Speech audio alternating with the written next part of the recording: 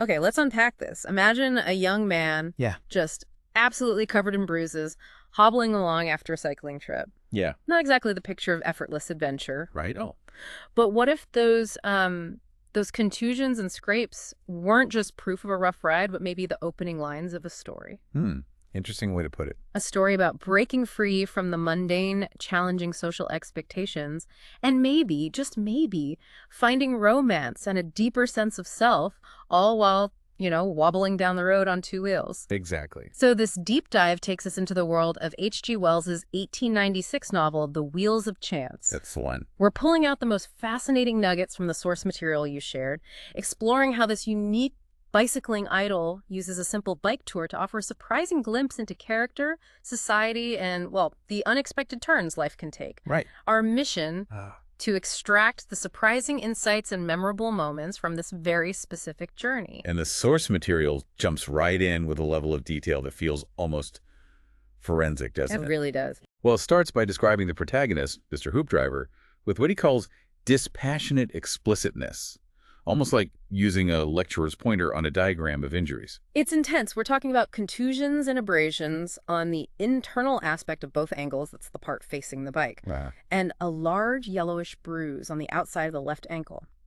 Then on his left shin, 2 bruises, one leaden yellow and the other a blotchy red, described as tumid and threatening. Tumid, meaning swollen, basically. Ouch is right. Definitely ouch. And it keeps going. Up the leg.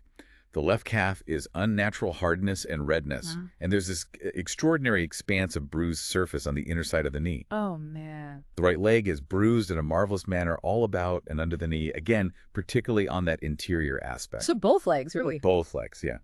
And Wells lists even more points of impact. Shoulders, elbows, even finger joints.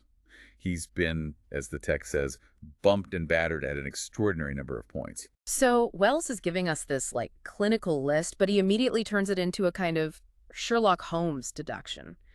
What do these specific injuries tell us, according to the text? Well, the locations are key. Those inner ankle and knee bruises, especially on the left leg, point unmistakably to classic beginner mistakes.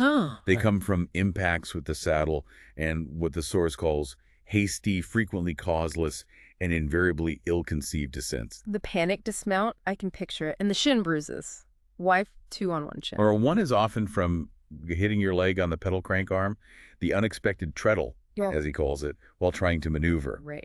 2 bruises there suggest, as the source puts it, a certain want of aptitude in learning, probably because he's, unused to muscular exercise. Makes sense. And those blisters on his hands. Ah, yes, they're eloquent of the nervous clutch of the wavering rider. He's been gripping that handlebar for dear life. It paints such a clear picture of the learning process, doesn't it? The struggle. Absolutely. And you mentioned something about the bike itself being deducible from these injuries. Exactly. The type and placement of the minor injuries suggest an old-fashioned affair with a fork instead of the diamond frame. Right, the older style. That's the more modern triangular shape we think of now. It had a cushioned tire, well worn on the hind wheel. It was seriously heavy. We're talking 3 and 40 pounds. 43 pounds. Wow, that's like trying to wrestle a small child made of lead. Pretty much. And the source vividly captures the nightly struggle this must have been. Yeah. A gasping and grunting, a shouting of steer, man, steer. A wavering, unsteady flight, a spasmodic turning, and a collapse. Oh, goodness. So these bruises are literally the physical story of him battling this heavy old bike just days before setting off. They are. They're the price he paid for the freedom he's now seeking. Precisely. And yet, battered as he is, Hoopdriver is determined to start his cycling tour. He's kitted out in a brand new, handsome Norfolk jacket thing that cost him 30 shillings, which was, a decent chunk of change back then. Yeah. His martyr legs are now hidden and consoled by thick checkered stockings, thin in the foot, thick in the leg. He's got his gear packet, and his bike components are all sparkling clean. He's physically sore, yes, but psychologically, he's already escaped. He's leaving the Manchester department, his dreary shop job, behind. This trip is his declaration. He's out of Manchester, a man. There's a wonderful moment that captures this newfound sense of freedom and even a flicker of social elevation, isn't there? The encounter with the Heathkeeper. Yes, exactly. The Heathkeeper points him out to a carter and says, he's a bloomin' duke, he is. A duke? Hoopdriver overhears this and repeats it to himself. He realizes his decent-cut new suit, costing those 30 shillings, has transformed how others see him. For the first time, he feels his social superiority had been so evident that even a man like that noticed it. He feels as good as a duke. It's a small, perhaps slightly naive moment, but powerful for him. He's shed that Draper Hoopdriver, the hand identity, even if only for these 10 days on the road. And the source includes these lovely, specific, sensory details of his ride that bring that feeling of freedom to life. Like what? Checking his money, £5 note, 2 sovereigns, and some silver. The relief after a sudden wobble missing a half brick. Yeah. The sound of the buckle of the wallet, rattling on the mudguard, and how cheerfully the wheels buzzed. So even with that certain cramping sensation about the knees and calves, those lingering effects of the bruises, he's experiencing this pure joie de vivre. Yeah, the mental liberation is really overriding the physical discomfort at this point. That brief taste of freedom, however, quickly runs headfirst into other people and Hoopdriver's awkwardness. Especially when it comes to women. Yeah, the source makes it pretty clear his experience there is limited. He sees the feminine sex as something to bow to and smirk at from a safe distance. Which definitely sets the stage for the rather dramatic and awkwardly named The Shameful Episode of the Young Lady in Grey. But before that, he also encounters other solitary figures on the road, right? He does. There's the man in drab, described with remarkable negativity and irritable temperament, plagued by endogenous sneers. Endogenous, meaning? Internal, self-generated criticism. Living a cat and dog life with an uncomfortable soul and body, constantly tossing his head with unspeakable self-disgust. Sounds like a walking bundle of misery. Quite a contrast to Hoopdriver's hopeful escape. Totally. And then he spots the other man in brown, the same man he saw earlier with the young lady in gray. Ah, the rival. And this man immediately judges Hoopdriver, thinking greasy proletarian, disliking his insteps on the treadles, the part of the foot on the pedal, and wondering why heaven makes such men. Wow, class judgment right there. Absolutely. These early encounters highlight the pervasive class consciousness and social judgment of the era and Hoopdriver's own deep-seated anxieties about how he's perceived. Right, because after seeing the young lady in gray with the man in brown earlier, he feels like a hopeless fool and just wants to get away, doesn't he? Exactly, demonstrating his instinct to retreat from social complexity. And this mix of physical exertion and social unease doesn't just stay in his waking life, it cycles right into his dreams. Yes. Wells notes that a memory of motion lingers in the muscles of your legs, and round they seem to go. This literal physical sensation translates into vivid, often terrifying cycling nightmares. He dreams of riding down steeples and staircases and over precipices, or hovering over towns, vainly seeking for a break, plunging into rivers and rushing towards monstrous obstacles. So the physical struggle of learning to ride becomes a metaphor for his lack of control or fear of crashing in life, that kind of thing. Precisely. And the people from his day appear too. In the first dream, he's riding Ezekiel's wheels, smashing villages, and the man in brown and the man in drab are raging at him. His anxieties are literally in his path. Literally. The second dream is even wilder, merging his cycling journey with his shop background. It's set in this vast shop, and the man in brown is a shop walker, but described in this bizarre way, lit from within. Lit from within. Weird. Very. And the young lady in gray appears as a customer asking for the Ripley Road, but she's wearing rationals. Rationals. What are those? It was a contemporary term for a type of cycling or active wear for women, often including bifurcated skirts or trousers. Seen as quite progressive, maybe even a bit scandalous then. Okay. And Hoopdriver's dream mind starts measuring the road as a rational dress length, connecting his work, his drapery work, to his desire for this modern, intriguing woman. That's such a strange, specific detail. And his rival, the man in brown, takes her away, described as scarcely brotherly behavior, which makes Hoopdriver furious. Right. He tries to chase them, but his legs are useless, just going round and round as if they were on the treadles of a wheel, making the smallest steps conceivable. He's literally stuck, cycling but getting nowhere. Exactly. And he's hindered by this bizarre riffraff of figures from his waking life.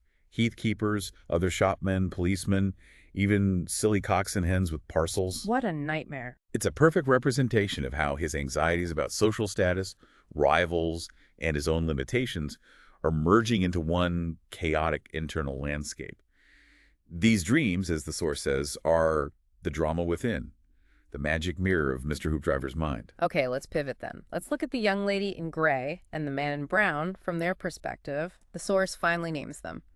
Jessie Milton, and Bechamel. Yes, in a chapter with this fascinating title, Of the Artificial in Man and of the Zeitgeist. The zeitgeist, the spirit of the times. Exactly. This is where Wells introduces a really intriguing concept about modern identity. He argues that people aren't just physically artificial, replacing teeth or hair, Right. but their very soul, or oversoul, is shaped by external forces, a kind of collective spirit or intellectual climate of the time, the zeitgeist. And he lists the sources of these acquired ideas: pedagogic hypnotists, pulpit and platform hypnotists, book writing hypnotists, newspaper writing hypnotists. It's like they're being programmed by everything they read and are told. Pretty much. These external influences tell you what to believe and how to feel, even if it goes against your gut. Like accepting this black drought of unrequited toil is true happiness because society tells you so. Or pretending to appreciate something like Ibsen because you're told it's sophisticated and deep and delightful. And Wells applies this directly to Bechamel and Jessie, saying they have not a soul so much as an oversoul, a zeitgeist, a congestion of acquired ideas. Yes, their internal landscape is crowded with borrowed concepts. So their motivations for this trip reflect that artificiality. Seems like it. Jessie's desire is to live her own life, which the source calls a bookish phrase, implying it's not necessarily an authentic personal drive, but something she's, read about. Okay. And Bechamel. His ambition is equally performative. He wants to be a cynical, artistic person and seems to expect passion from Jessie as if it's something you can just demand because you've read about it in textbooks. He's an art critic, isn't he? He is. And they met at her stepmother's, who happens to be Thomas Plantagenet, a celebrated lady novelist. So it makes sense they'd be steeped in literary and intellectual affectations. Yeah, definitely. And Wells points out they're already in the first stage of repentance for this escapade, which he defines as simply setting your teeth hard and saying, I will go on. So they're already regretting it, but forcing themselves to continue the role they've chosen. Pretty much. It sounds like things have jarred a little between them already. Bechamel is frustrated by Jessie's persistent coolness and feels her contempt for himself. And there's even this pointed observation that he's unaware that she does not admire his head. Ouch. It perfectly captures the disconnect, doesn't it? Their attempt to live out an artificial, bookish romance is clashing with the human reality of their incompatibility. They're performing roles dictated by the zeitgeist, but it's clearly not working. Which brings us to the turning point, the confrontation at Bognor, where this whole artificial setup finally really breaks down. Right. Wells describes the scene in the Vicuna Hotel dining room. Bechamel has already manipulated the situation by booking Jessie as Mrs. Beaumont. Which puts her in a terrible position. Exactly. Compromising, potentially ruinous back then. And his attempts to assert himself sound awful. His claims of love are mixed with this disturbing sense of control. I have you. You are mine. Netted caught, but mine. Power. It's quite chilling. But Jessie stands up to him, highlighting the age difference and his manipulation. Would a man use his 5 and 30 years experience to outwit a girl of 17? She calls him out for lying. Good for her. And his response. He panics, tries to propose marriage. On my honor, I will marry you. But she just hits back with this absolutely definitive, sharp, God forbid. Well, God forbid. Such a strong rejection. She doesn't even hear the reader's secret at that point. He already has a wife. Oh my gosh, even worse. And who should arrive right then but Mr. Hoopdriver? Perfect timing. And he's transformed.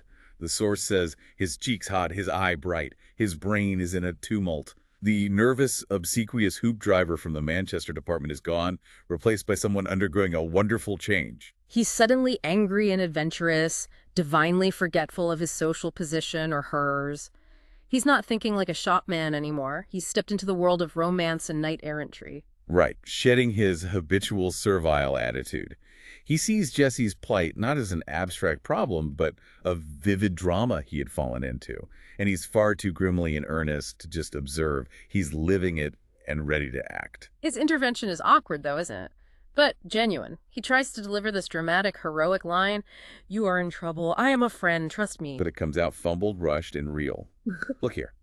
I don't know what the juice is up, but I think there's something wrong. I'll do anything you like to help you out. That's my meaning, I believe. Huh. I don't know what the juice is up. Classic. But critically, Jessie, seeing the desperation of her situation and his earnestness despite the awkwardness, decides to trust him. She calls him a gentleman, recognizing something authentic in him that was missing in Bechamel. This leads to the escape plan, getting the bikes from the shed. There's this great little detail in the source about Hoopdriver faking the need for a screwdriver as a pretext. Right. And then using a sneeze to hide his face, calling it the orthodox thing when you wish to avoid recognition. A little nod to his adventure novel reading, perhaps. Maybe. And as they make their getaway, Jessie is so overcome, she's weeping with excitement and calling him brave. For Hoopdriver, the fear of being a hunted thief is replaced by the feeling of being the knight-errant he just decided he was. The source really lingers on the atmosphere of their escape rad from Bognor under the moonlight. It's not just a journey, it's described as having this magic quality. Yes, the moonlight transforms the world. Firm, substantial daylight things become ghostly and elusive, and the landscape feels like a visible spirit. It's a romantic, almost dreamlike setting for two strangers on the run. Fostering a sense of intimacy and possibility. Exactly. And in this setting, Jessie's trust deepens. She tells him something really significant. I am not afraid of you. I am sure you are honest to me, and I do not even know your name. And his reaction to that is telling, isn't it? Very. He feels a sudden shame of his homely patronymic, his real, unremarkable last name, calling it, it's an ugly name. But he accepts her trust, downplaying the danger. This is nothing, and he fully embraces his protective role. I would do anything for you. To keep their cover, he suggests they pretend to be brother and Miss Beaumont, and he invents an alias on the spot, Chris Carrington. Which they later shorten to Chris. And the source tells us that when she looks at his face by lamplight, really seeing him for the first time without the context of his shopman identity, she wonders how she could have ever thought him common or absurd. It's a powerful moment of seeing beyond class and appearances. They make this leap of faith, agreeing to trust each other, taking each other on trust, despite knowing almost nothing about their real lives. Which makes what happens next even more significant. That trust is immediately put to the test, as Jessie's sharp powers of observation start to unravel Hoopdriver's disguise. Ah, yes, the breakfast scene. She notices his unconscious habits, little things he does without thinking. Like having an odd place to put pins on his lapel, the lapel of his jacket, and his peculiar way of checking the tablecloth after they've ordered. How so? Lifting the corner with his fingertips and mentally noting 15-3. 15-3. What's that referencing? Cribbage. Exactly. Cribbage scoring. It's a very specific, almost automatic thought process for someone used to keeping quick tallies. These are tiny, telling habits from his life as a draper, where mental arithmetic and neatness with pins would be second nature. Fascinating. And his reaction when she asks him about it. Priceless. He drops the cloth convulsively. His face turns bright red. He knows he's been caught out. This leads to her Sherlock Holmes moment. Based on these habits and his fumbling attempts to explain them away with a made-up story about life up-country in the center of Africa. Where you learn to put pins anywhere and count things fast, apparently. Right. She guesses he must be colonial. Another layer to his improvised lie. But he sees the game is up. The source described his internal struggle, thinking what a shabby liar he was, and the inevitability of exposure. He decides there's only one thing to do. Own up. Yes. And the confession is framed so dramatically, he just says, Miss Milton, I'm a liar. Then, in measured accents, the full reveal. I am a draper. A draper. Just like that. He confesses all lies, never set eyes on Africa in my life. And Jessie's reaction isn't anger or rejection. That's what you'd expect. Not quite what he expected, no. Initially, she's surprised, it's a little surprising, and unsure what to make of him. But despite the lies, she looks at him and insists, I think so still, that he is honest. Interesting. She admits the lion story didn't ring quite true. And then, seeing the look on his face, she breaks out laughing. Laughing. Yeah. Of course you were honest. As if I had never pretended. She laughs and calls his lying noblest. Noblest? That's counterintuitive. It is. But for her, I think, his honesty about his deception is more genuine than the artificial personas she's encountered. His vulnerability and confession affirm his real character in her eyes. So she accepts him. Completely. She tells him she wasn't ashamed of him following a decent trade. Mm-hmm. It's a pivotal moment of acceptance, moving beyond the zeitgeist ideals of status and into genuine human connection. After the confession, Hoopdriver really opens up about the grim reality of life as a draper's shopman.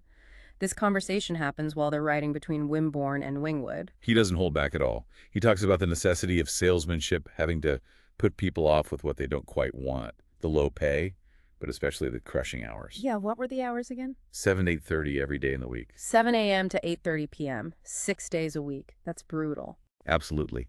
He talks about the total lack of freedom or leisure, the miserable living conditions, packed in dormitories like convicts, fed on bread and butter and bullied like slaves. Wow. He describes the feeling of being shabby genteel, trapped by circumstances, with no prospects without capital. And the personal costs, the inability to marry or become independent on such a salary. He asks Jessie if she could ever be contented if he was a shop girl. It's very direct. He also reveals his early aspirations, like an inclination for drawing that was nipped in the bud by his schoolmaster, and how he feels swindled by his apprenticeship, which promised him a future but trapped him instead. It's a really raw, honest account of a life of limited horizons. The source describes Jessie's reaction as one of distress, which feels appropriate given the picture he paints. Yes, she doesn't respond immediately, letting the weight of his words sink in, which leads to her offering a different perspective mixed with encouragement. She doesn't minimize his difficulties, right? But she emphasizes that despite his circumstances, he is now a free man. On the road, he has the chance of that struggle to improve himself. Yeah, she expresses belief that he can catch up to the kind of educated men she knows, who she feels are often quite satisfied and know such little things. Implying maybe their education hasn't given them a true understanding of life or others. Perhaps. She gives examples from history or literature. Burns the plowman poet, Hugh Miller the stonemason geologist, Dodsley the footman bookseller, arguing that men from low ranks can rise. And his response? He counters that drapers feel too sort of shabby genteel to break free, though she offers Clark the draper theologian as a counterexample, showing it's possible. He also reveals his limited reading. Most Besant I've read, and a lot of Mrs. Braddon's and Rider Haggard and Marie Corelli. Ouida or so. Mostly popular adventure and romance novels of the time. Which he feels don't seem to have much to do with me. He feels that at 23, after being fooled about by his apprenticeship, it's a long start to catch up. But Jesse's final words are a powerful call to action, pushing him beyond his current reality. What will you be in 6 years' time? It leaves him with a challenge and a vision for the future, doesn't it? A stark contrast to his current limited prospects. Definitely. Just as he's grappling with this new potential, the outside world catches up to their adventure in the form of a rescue party. A rather wonderfully described one. The source introduces the expedition. Mrs. Milton, Jessie's stepmother, the celebrated novelist known as Thomas Plantagenet, right, along with a journalist named Widgery and two others, Dangle and Phipps. Mrs. Milton, fittingly, is performing a role of exalted melancholy.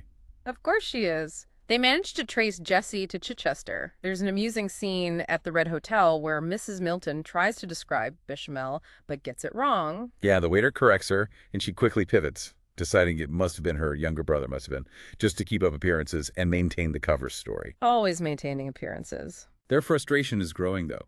They feel a galling sense of the ridiculous about Jessie's freak escapade, convinced it's not driven by love and passion, but some bizarre whim. And the source uses this moment to reveal Mrs. Milton's own hypocrisy, linking back to the artificial theme we talked about. Exactly. She has this literary philosophy of teaching progressive ideas, but she doesn't live them.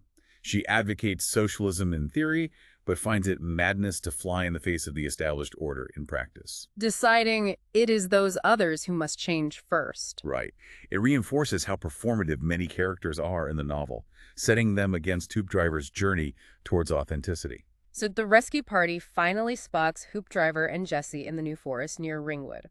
The source gives us a fantastic visual of this rather eccentric procession. It's brilliant. They've got a tandem bicycle, a tricycle, a dog cart, Phipps in his golf suit struggling, the slender Dangle, and even a clergyman on a tricycle, with Mrs. Milton and Widgery on the tandem. It's quite the sight. The moment of recognition leads to an awkward chase down a hill. And the chase itself is pretty undignified for the pursuers, isn't it? Very. Dangle falls off the tandem. Phipps has trouble with the brake. It really highlights how much better Hoopdriver and Jessie have become at navigating the wheels of chance compared to these conventional figures. Good point. Rather than continuing to flee, Hoopdriver and Jessie to say they won't be led captive and turn back towards a hotel near Rufus Stone. The rescue party arrives shortly after. The confrontation happens at the hotel. Mrs. Milton has an emotional reunion with Jessie, but Widgery immediately dismisses Hoopdriver, telling him to make yourself scarce. Just brushes him off. Inside, the clergyman takes charge, trying to impose order. Miss Murgle, Jessie's former schoolmistress friend who had alerted the rescue party, is also there. And Jessie gives her account tearful, sketchy, the source says, but she deliberately omits Bechamel's role. Shielding herself and completely exonerating Hoopdriver. Despite this, the public opinion in the room is heavily against her. However, Jessie shows newfound strength. She refuses to go back without conditions. Yeah, she demands promises.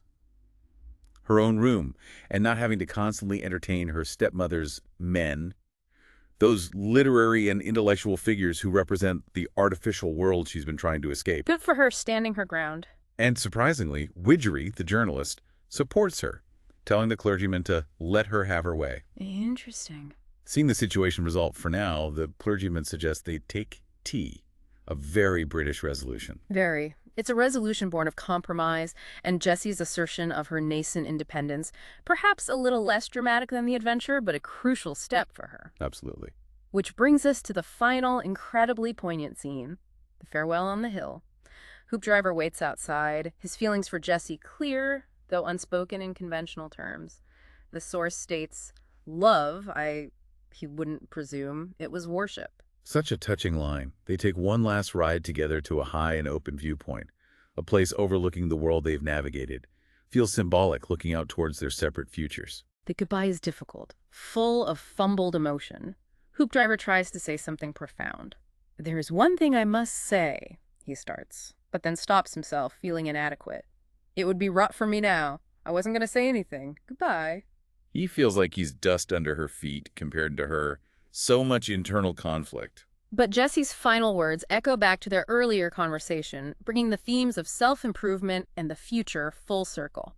Don't forget, you are going to work, she reminds him. Tying it to his aspiration. Remember, Brother Chris, you are my friend. Affirming their connection despite his revealed identity. And she repeats that challenge. What will you be in 6 years' time? It's her final push for him to seize the potential she sees in him. His response is simple but loaded with meaning. I'll work. He understands.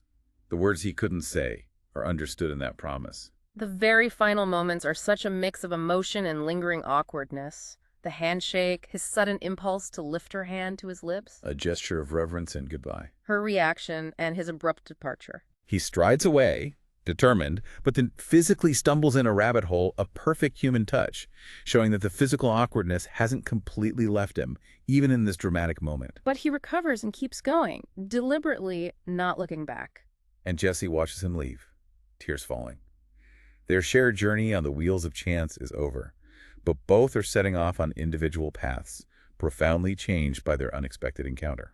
It's a story that beautifully captures how a simple act, learning to ride a bicycle and taking a trip, can become a powerful catalyst for personal growth, revealing genuine character beneath layers of social performance. And leading to moments of true human connection. So what does this all mean for you? We've seen how Mr. Hoopdriver's journey, starting with literal bruises and a clunky bike, transforms him from a constrained shopman into a man capable of courage, honesty, and genuine connection. Yeah. We've looked at how Wells uses characters like Bechamel and Jessie and even Mrs. Milton to explore the idea of an artificial oversoul, where external ideas and societal pressures shape our identities, sometimes masking our true selves. That zeitgeist idea. Exactly. It's a story where the mundane reality of shop life clashes with dreams of freedom and romance, where aliases peel away to reveal deeper truths, and where a cycling tour isn't just a trip, but a profound catalyst. This deep dive into Wells reminds us that transformation often starts in the most unexpected, perhaps even wobbly places. It really does. And it raises an important question, I think. In our own world, where social media, advertising, and cultural trends constantly shape our perceptions and desires, our own zeitgeist. How much of the self we present is truly authentic, and how much is a performance shaped by these external forces? That's a great point. And like Hoopdriver, are we willing to face the awkwardness, the mistakes, and the bruises, both literal and emotional, on the path to discovering and living a life that feels less artificial, more genuinely ours? Something to think about.